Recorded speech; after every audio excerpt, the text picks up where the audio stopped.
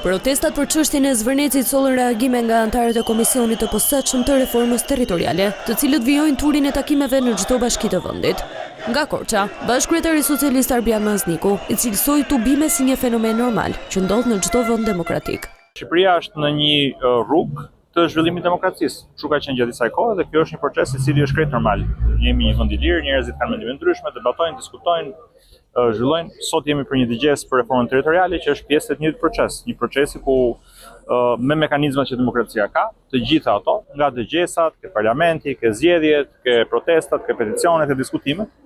Kjo në fakt është shenjë një demokracie të shëndetshme, ku të gjitha këto gjëra funksionojnë, kemi diskutim me zgjidhje palëve dhe në fund fare me mekanizmat që prapë demokracia ka, çështjet zgjidhen me zgjedhjet, me Por ndryshe mendon demokrati Luciano Boçi, i cili u shpreh se diskutimet për reformën territoriale janë të kota, në një kohë kur qytetarët kërkojnë largimin e qeverisë aktuale. Ka një lloj nonsensi, por unë gjykoj që çdo fjalë e një qytetari brenda në sallë është një formë e protestuarit për gjitha ato probleme që po protestojnë sot qytetarët. Ky rast ballafaqimi ka qenë rasti i parë dhe vërtet me zor i kanë përtypur fjalët që kanë thënë qytetarët.